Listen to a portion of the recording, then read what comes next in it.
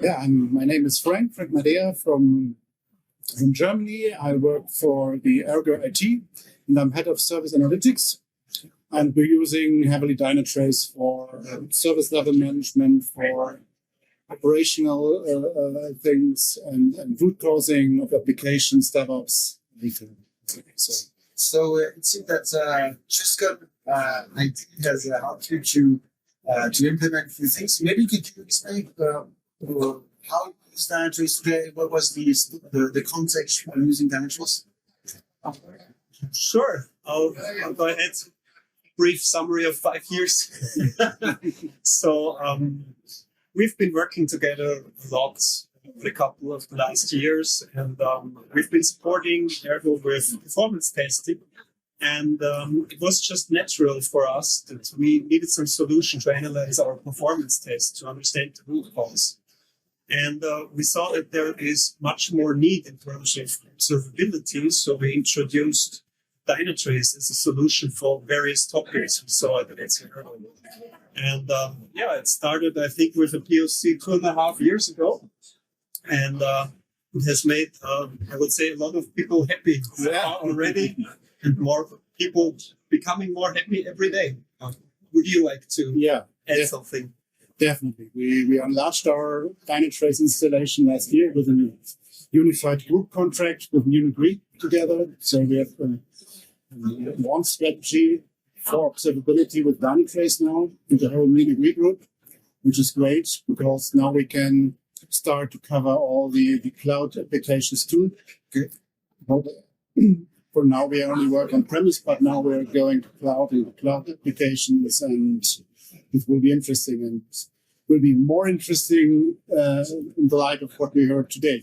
So at the end, you're extending the scope of Dynatrace within your environment. So I guess you saw an actual benefits of using Dynatrace. So could you share some the value that you saw by using Dynatrace and maybe applying the automation to the performance testing?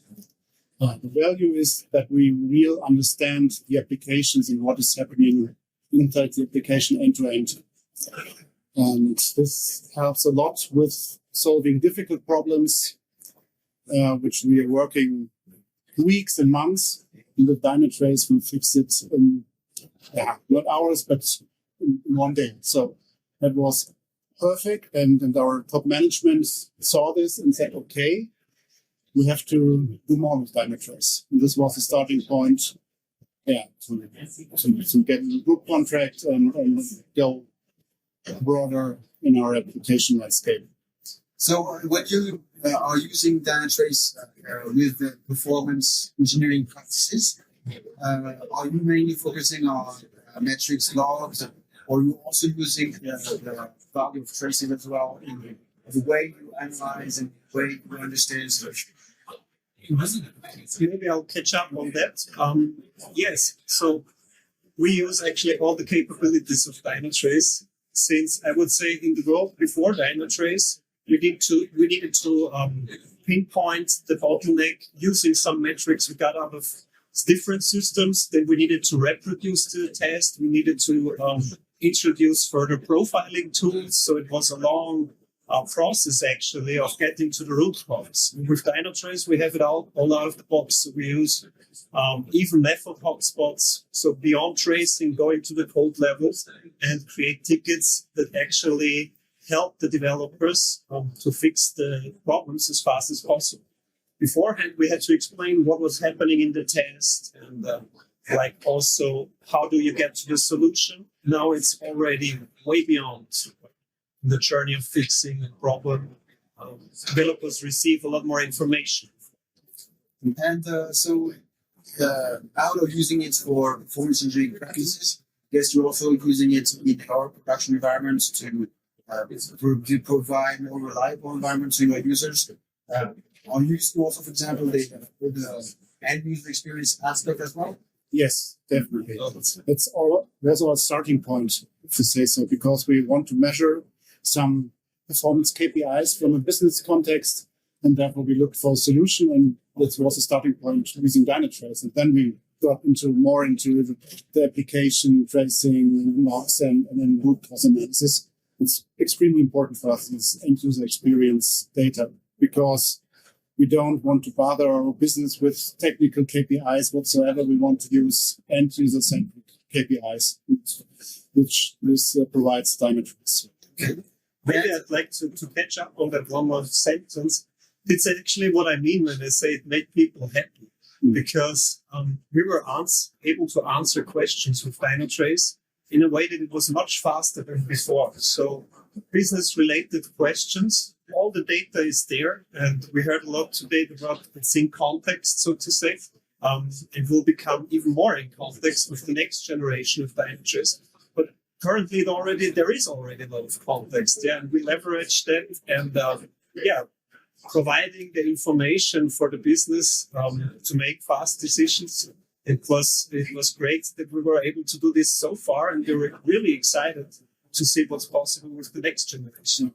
And from today, I mean, we're the first day of Perform. Did you have any specific announcement that just blew your mind? Here you go first. Yeah, okay. Yeah, there were so many, right? So many announcements. So I'm still processing this announcement, I must say, but it's a possibility to grab all the data simultaneously and to bring it to one picture is great, because then we have the chance to monitor business processes, also asynchronous business processes, which were not available until now. So I'm looking forward to this, but we still have to switch from our managed installation to SaaS application. This is our next step, but from what I heard today, we will go this step, definitely. So basically, the fact that the feature that has been announced and that we value to organizations will sort of force you to go to SaaS. Yes. And did you have any? What do you thought about the notebooks? Yeah. Okay. It looks great. It looks highly interesting. I'm coming from the service level management side, so I always love visualizations for the business where I can do things which they love, and I'm sure we can create nice things for the business with a low capability. And have you been able? I mean, I know that managed tenant has the option to have MQL or to have Grail at least enabled on the tenant. Did you have the chance to use Grail in your environment so far, or is it something that you would do? No, not got in touch with Grail for now, but Roman did. Well, of course, we looked into it a lot. The challenge, as Frank mentioned already, is that it's still a managed installation, but with the use cases that we see that become so significantly more that we can cover with Grail, such as log analytics, centralizing log, huge topic, as well as business events. Only these two already make so much sense to cover in a way that it would be possible with Grail. So I think as the incentive goes, it's a process. Many companies probably will need to take and undergo transition from managed to SaaS. It will take, to be honest, it will take some years, I would say. As large enterprises tend to not make decisions like this, you know. And, that's where we see our role as partners to guide them along the way.